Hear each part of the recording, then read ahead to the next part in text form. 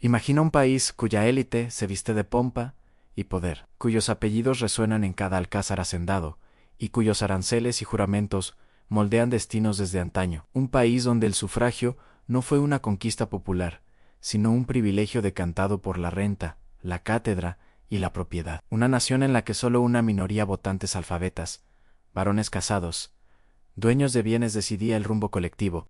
¿Te intriga saber cómo nació y evolucionó esa casta dominante? Bienvenidos a este recorrido crítico por la élite colombiana del siglo XIX hasta comienzos del XX. Una travesía que no oculta las sombras bajo el brillo aristocrático a familias que tejieron dinastías, excluyeron al pueblo y vigilaban con férreo control el derecho al voto.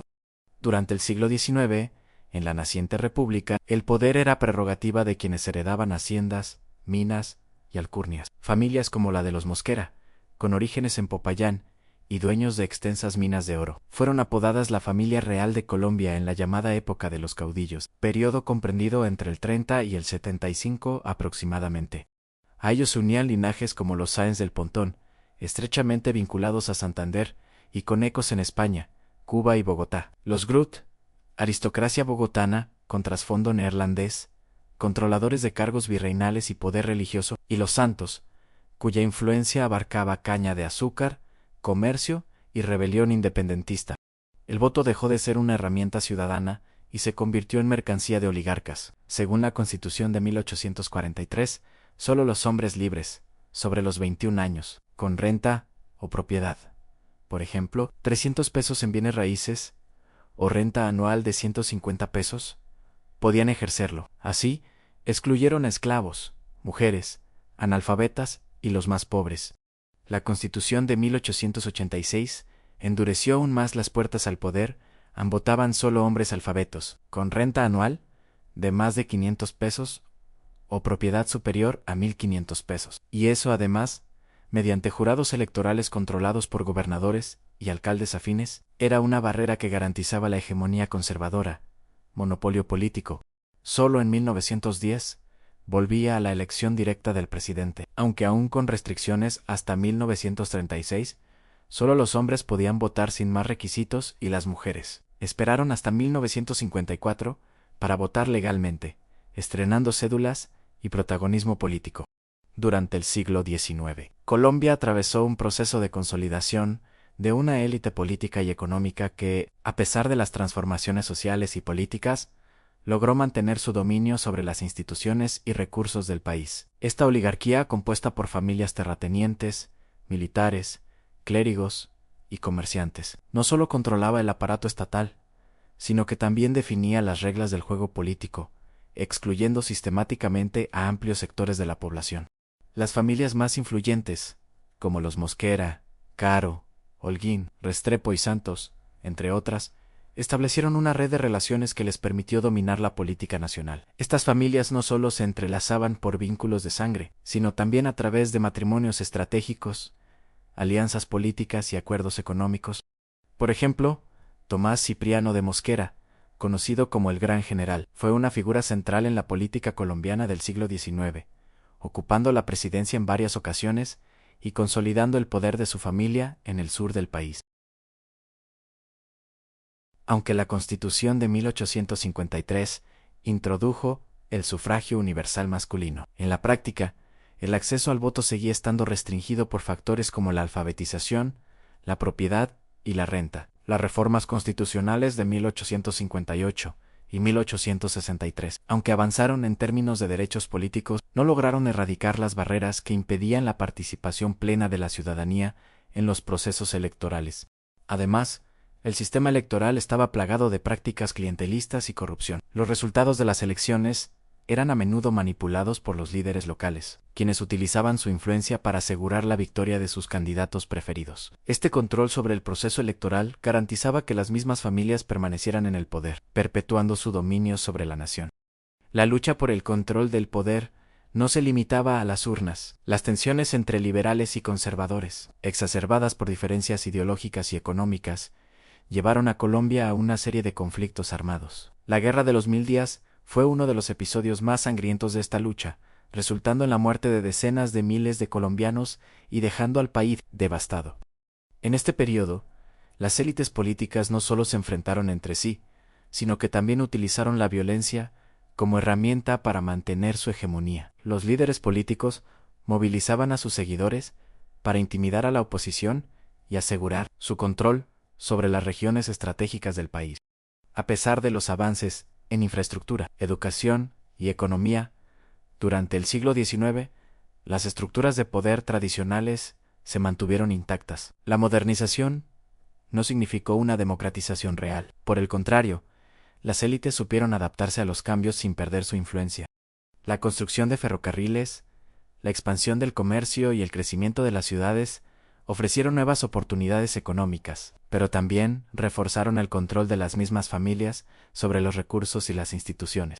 La historia de la élite colombiana del siglo XIX es una narrativa de poder, exclusión y resistencia. Aunque se produjeron avances en términos de derechos políticos y sociales, las estructuras de poder profundamente arraigadas continuaron operando para beneficiar a una minoría privilegiada. La oligarquía colombiana supo adaptarse a los cambios sin perder su dominio, asegurando su lugar en la historia del país. A medida que Colombia avanzaba hacia el cambio de siglo, las familias dominantes consolidaban no solo su poder político, sino también su control sobre la economía y la sociedad. Los Mosquera en Popayán, los Santos y los Caro en Bogotá, los Holguín en Antioquia y los Restrepo en el eje cafetero lograron mantener un dominio absoluto sobre tierras, industrias, comercio y finanzas locales. Este control económico se traducía directamente en influencia política, ya que los recursos financieros permitían financiar campañas, ejercer presión sobre funcionarios y manipular instituciones a favor de sus intereses. El sistema de latifundios y haciendas impuso una estructura social rígida, donde el campesinado y la clase trabajadora dependían de la benevolencia de los terratenientes para sobrevivir. La educación, el acceso a la tierra y la movilidad social estaban condicionados por la voluntad de estas familias. De esta manera, la pobreza se perpetuaba y la participación política de las clases bajas seguía siendo prácticamente nula, consolidando un sistema oligárquico que controlaba la vida cotidiana de la población. La exclusión de las clases populares se reflejaba en la política electoral y en las decisiones del Estado. A pesar de reformas constitucionales y cambios legales, el derecho al voto estaba limitado a hombres propietarios, alfabetizados y con ingresos específicos, excluyendo de manera deliberada a mujeres, indígenas y trabajadores rurales. La oligarquía no solo defendía su posición económica, sino que también justificaba la exclusión social con argumentos de capacidad o educación cívica, reforzando la idea de que solo ellos podían gobernar correctamente. Los partidos políticos de la época, principalmente liberales y conservadores, funcionaban muchas veces como extensiones de estas familias. Sus disputas internas no reflejaban conflictos ideológicos entre la población, sino luchas por mantener el control de las instituciones y los recursos. Los pactos de poder y alianzas matrimoniales eran herramientas esenciales para asegurar la continuidad de esta hegemonía, y cualquier intento de participación de sectores populares era minimizado o reprimido. La influencia de la élite no se limitaba a la política y la economía, sino que también moldeaba la cultura y la vida social. La educación estaba diseñada para reproducir los valores de las clases dominantes, fomentando una visión de la sociedad jerárquica y excluyente. Los medios de comunicación y la literatura de la época reflejaban, en muchos casos, la visión de estas familias, glorificando sus logros y silenciando la voz de los sectores marginados.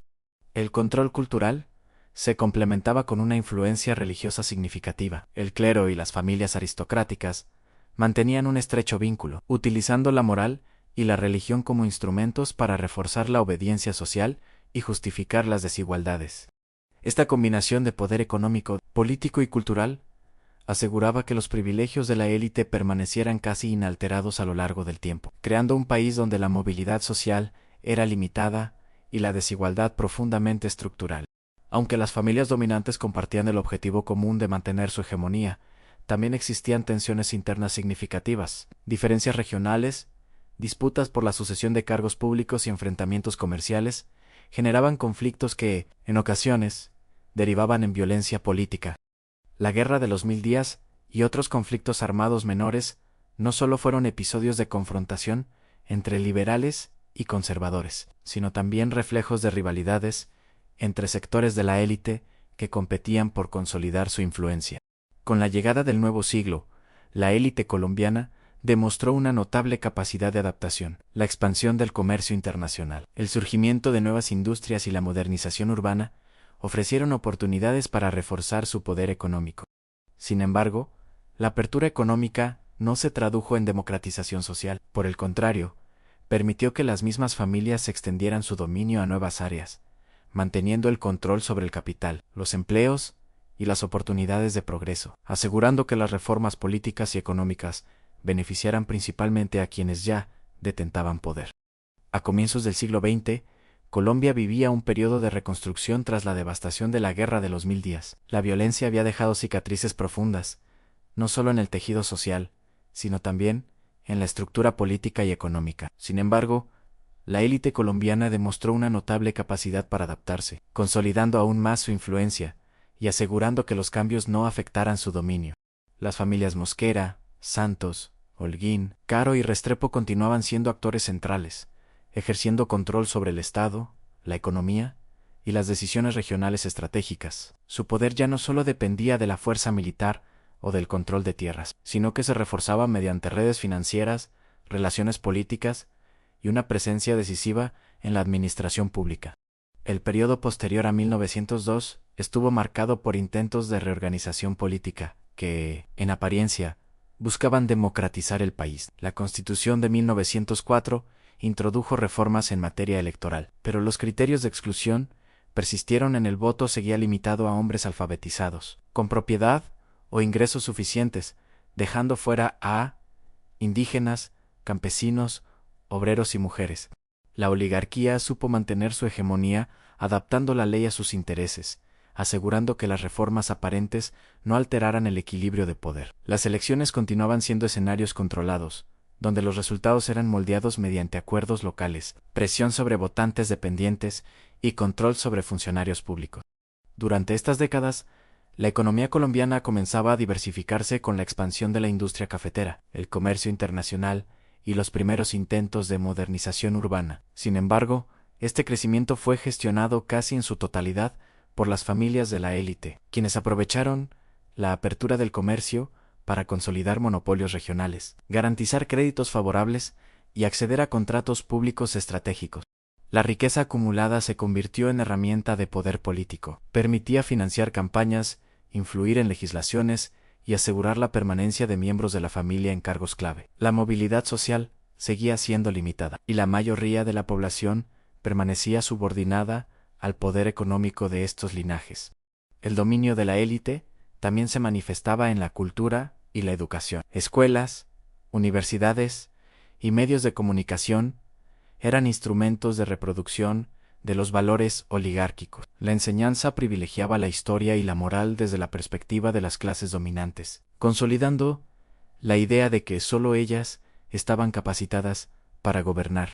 A través de esta estrategia, la élite no solo aseguraba el control político y económico, sino que también moldeaba la conciencia social de las futuras generaciones, perpetuando jerarquías y reforzando la percepción de legitimidad de su poder. A pesar del control férreo, comienzan a emerger tensiones sociales y políticas, el movimiento obrero incipiente, las protestas de campesinos y la presión por la educación pública gratuita representaban desafíos al monopolio de poder de la élite.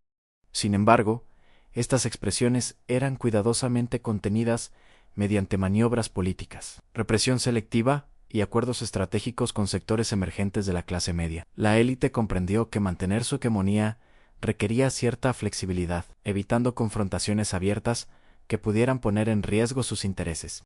Para los primeros años del siglo XX, la élite colombiana ya había consolidado un sistema casi perfecto de reproducción del poder. No solo controlaba la política, la economía y la cultura, sino que también había aprendido a adaptarse a cambios sociales, conflictos y reformas legales, asegurando que cualquier apertura democrática fuera, en el fondo, una ilusión que no comprometía su dominio. Las familias históricas, a través de alianzas, control de recursos y manipulación política, continuaban definiendo el rumbo del país, mientras el pueblo permanecía excluido del ejercicio efectivo del poder, aún frente a cambios aparentes. La continuidad de la oligarquía colombiana fue un hecho tangible y efectivo.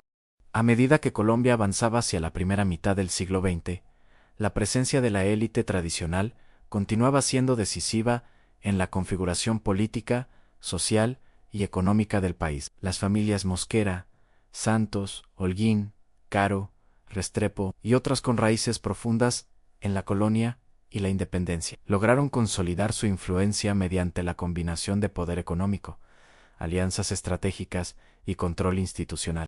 Aunque la sociedad comenzaba a mostrar signos de cambio con la urbanización, la industrialización incipiente y la aparición de nuevos sectores sociales, la dinámica del poder oligárquico permanecía en gran medida intacta. La transición hacia la modernidad no significó una apertura completa ni una democratización real, sino una adaptación de las élites a nuevas circunstancias que les permitían mantener el control de facto sobre el país.